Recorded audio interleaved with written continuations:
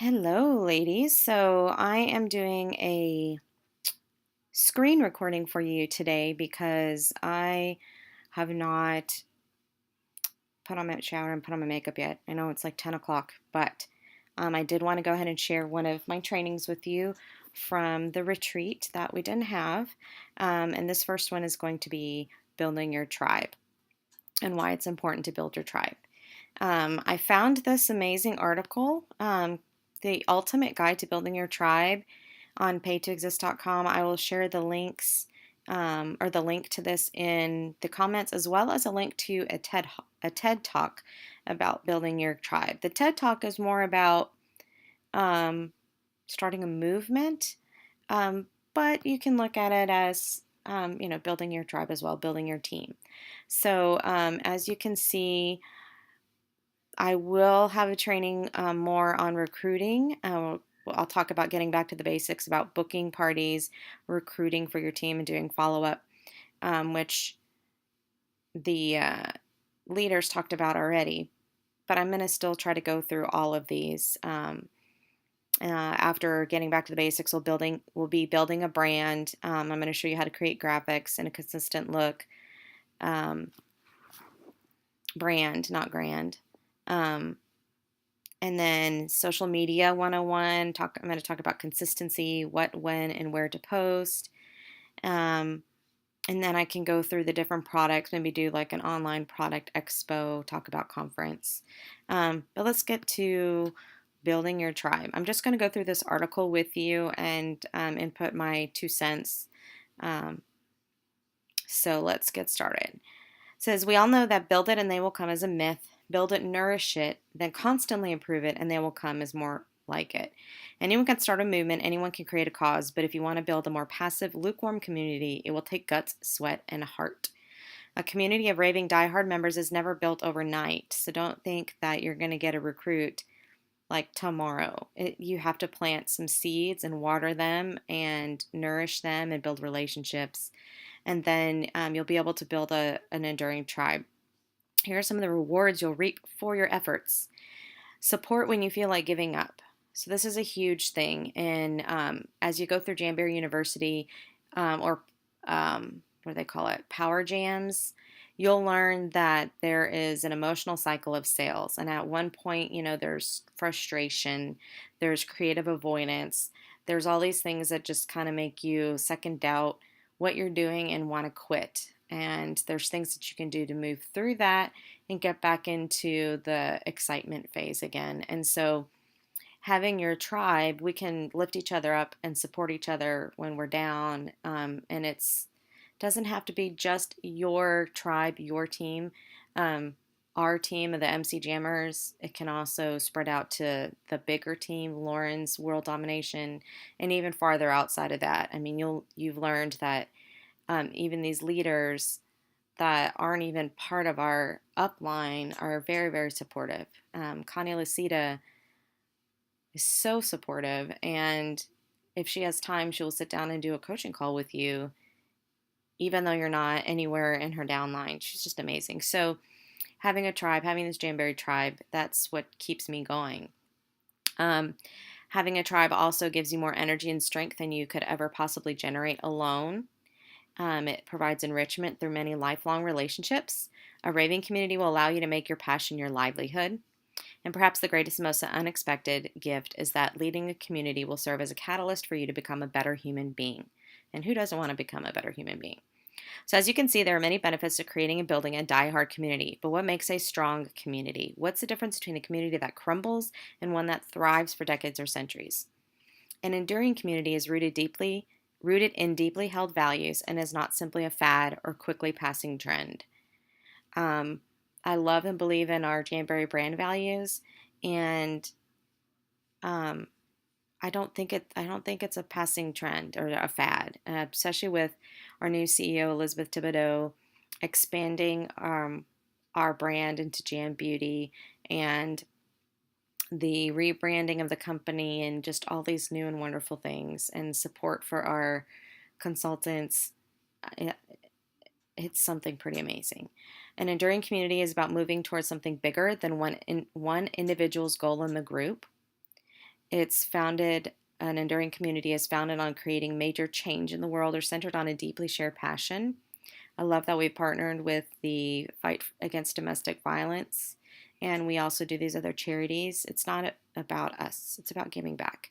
An enduring community is led not for self interest, but for the highest good of the community as a whole, and it's nourished by a sense of meaning and living out a common purpose. So, how do you actually do it? How do you create a thriving tribe from the ground up? Well, it all begins with you. Step one, why your vision is the most critical ingredient to a cult like community. That word cult has such a bad connotation, but I mean, you can think Jamily. In order to build and straight a strong tribe, you need to have a vision for yourself and others to rally around. So, Rachel North Hughes talked about vision. You need to have a vision, and you need to dream big. Others come to you for your vision because they either don't have one or because they believe in the compelling vision you stand for. Remember, the people in your community can only be as passionate about the cause as you are. And then this is an example of their vision. It says, my vision for this community is to create a world where people freely live and work on their own terms. One where work is not simply required to live, but is a vehicle for self-expression, service, and deep joy. Without this vision, it would be unlikely that many people would rally behind what we're creating. They would go somewhere else or do their own thing. It's kind of a generic one that you could even tweak for you. So the first step is to create a compelling vision as it relates to your passion. Please note that while it's up to you to supply the vision, it has little to nothing to do with you. It's about something bigger than you, and that is precisely why it fosters community. So let me go back to that statement about your vision. Your vision, while important, has little to nothing to do with you. It can't be about you. It has to be about everybody else. Step 2, introducing the shared purpose and a not-so-hidden enemy. And by the way, let's talk about vision. I would like for us to come together and create a team vision. Our tagline is too legit to quit, but I'd like for us to start thinking about what vision we have as a team, as the MC Jammers. So we'll get together and talk about that, maybe in a conference call. Step 2, introducing the shared purpose and a not-so-hidden enemy. Perhaps the most uniting quality of your community is the shared purpose, what you're working toward as a whole, what you're moving toward, and what you stand for. While this isn't as dramatic as a revolution or supplanting a regime, it is vital and absolutely necessary. Without it, you have nothing more than a hollow destination, a summit with no underpinning why for climbing to that end point. That's like Rachel's whole... you need a roadmap. You need somewhere to go. Don't just say, I'm going north. You need to have a destination and you need to have a roadmap to get there. People don't buy into arbitrary goals or purely self-centered pursuits. Well, sometimes they do. People rally behind ideas, causes, and missions they believe in. And underlying the what you do is a deeply seated sense of purpose. It's the essential and deep why behind every milestone and leg of the journey. What's your deep why behind what you do? We always talk about in Jamberry creating your why or identifying your why and telling your story. It's very important. Can you turn it into a shared purpose? Without it, you have nothing more than a jumbled pile of information and disjointed ideas. A common purpose or why is the web-like fabric that interlaces and connects all of what you do under a unifying theme. It gives context and meaning to each action. Even minuscule or mundane tasks can be seen as important and vital when connected to the contribution made to the bigger mission. And then they say within this community, the shared purpose is to opt out of template following and create work on your own terms, to create a new paradigm, as dramatic as that sounds, where work is seen as joy in the creation of legacy. We call that getting paid to be who you are or working on your own terms. However, that's not the whole story. It's only half of the battlefield. So it's up to you to go through and write your vision and your purpose as a team, or what you would like for the shared purpose to be. On the other side stands the shared enemy, working to survive, grinding it out, paying the bills, and going through the motions. This is a stale, energy-draining paradigm, conceived by the factory line model of work, where work is simply a means to an end, a boring, lifeless means to survive. Hopefully that's not you. In stark contrast to the shared purpose of getting paid to be who you are lies the status quo of working to earn your joy at some undisclosed date that never arrives. It involves separation and dissection of work and life, whereas getting paid to be who you are involves total integration of the two. This is our shared purpose and shared enemy. Every great community has at its core these two competing forces. Can you identify the basic elements of yours? Once you do that, it's time to step 3, create a core identity within your tribe. Every great community has identifiers that signify membership or alliance within it. Your community or tribe is no different. Possibly the best illustration of this comes from the sports world. In soccer, fans commonly identify with the team of their respective country. When their team wins, they take credit and brag about their team's victory. In the same way, when their team loses, they themselves feel a sense of defeat and loss. When their team wins, they win. When their team loses, they lose. Your community, in similar ways, is a team, a band of brothers and sisters united around a mission, passion, or idea. They feel invested in the successes and failures of the community. The key here is to create a language and adoptable identity that the members of your tribe can assume. Around here, our flagship community is Trailblazer. The people in our program identify themselves as trailblazers because of their investment in the shared principles we stand behind. Being a trailblazer is about getting paid to exist. It's about forging your own way and creating a path you never want to stop walking. The word trailblazer encompasses all those qualities in a single word.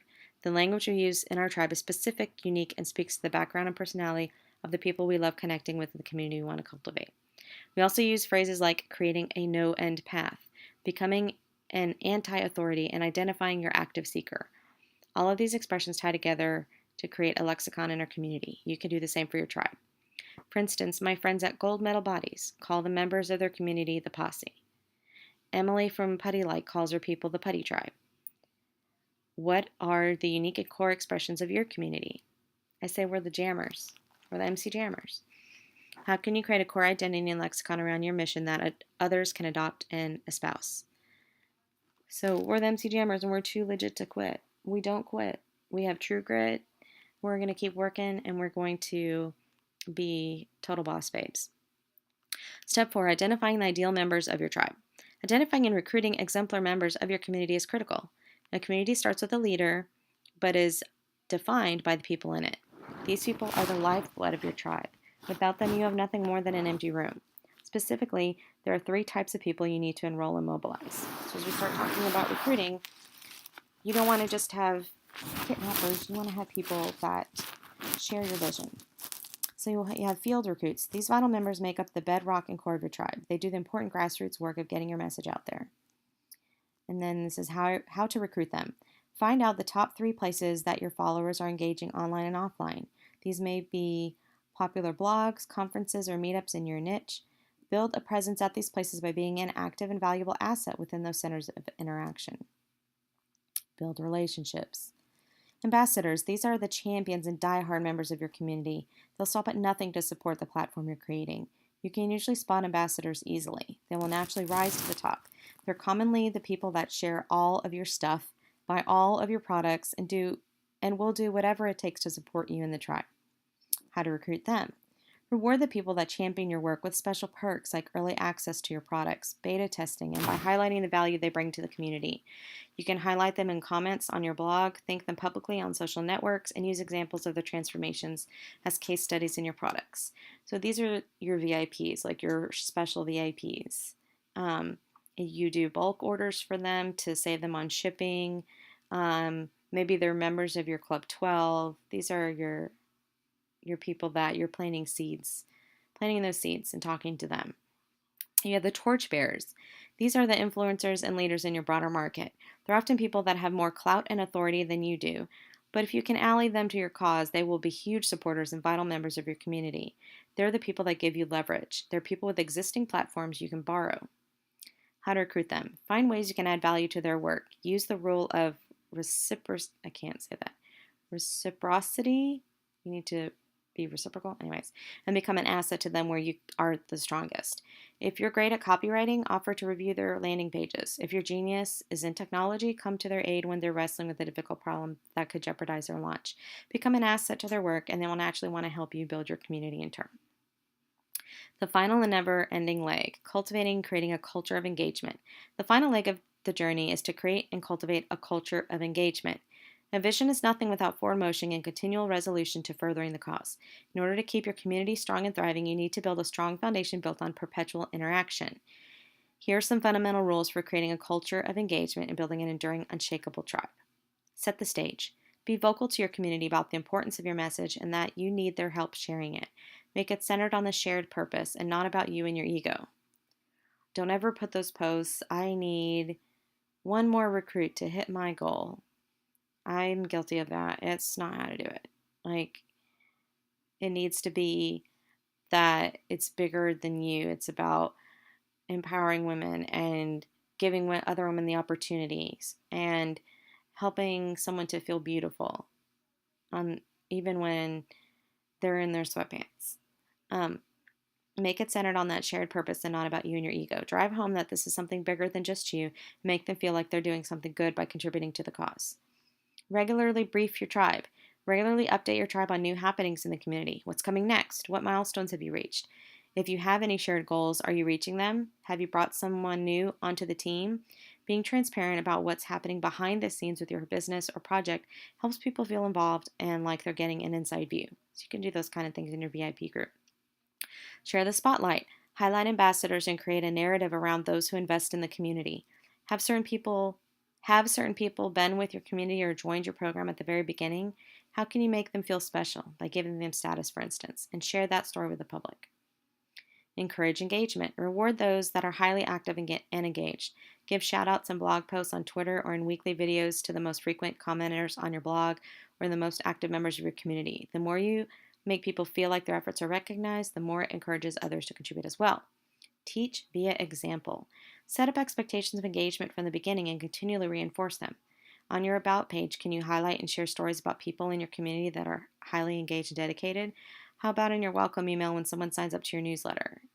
In as many places as possible, try to both set up the expectation for engagement and continually reinforce that in blog posts, tweets, and other places. So this article is mostly about bloggers.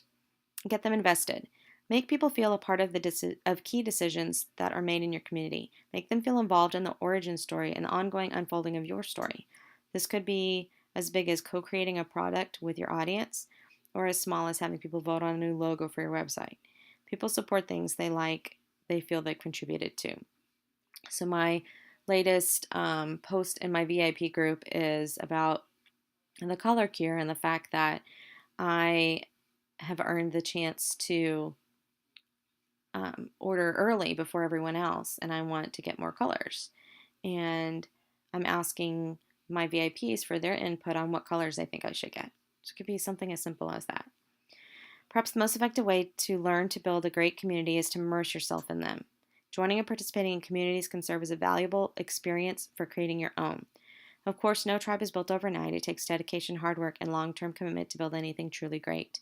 So build relationships.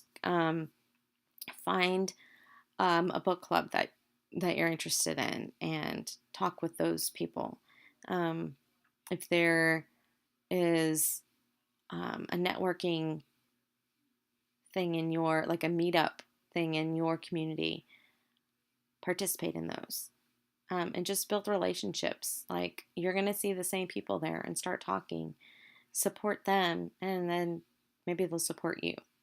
So, anyway, that is my little training about building a tribe. It really is important. It really, really is important to have people to help build you up, and it makes you feel good when you offer support to others. And with this compensation plan in January, the fastest way and the easiest way to help boost that income is to build a downline. It's to have those bonuses come in when your team, when you've got a team under you that they're becoming active and they're building their team and they move up in ranks, then you move up in ranks. And I'm sure you can go through the compensation plan and you can see what the bonuses are like. And you start earning commissions off of your downline sales. So if income is a driver for you, you can't do it by yourself. You have to build a team. If the sisterhood is important to you, you've got to build a team. If leadership is important to you and recognition, you've got to build a team. So, but don't look at it as what you need for you. I mean, yes, you need to build a tribe for you. I just said that. But what can you offer others by building a tribe? You can offer support. You can offer um, all this knowledge. You can offer them the opportunity to create their own business and do with it what they want. So, anyways, that's my first training. I hope you enjoyed. If you have any questions, you know how to reach me. Bye, girls.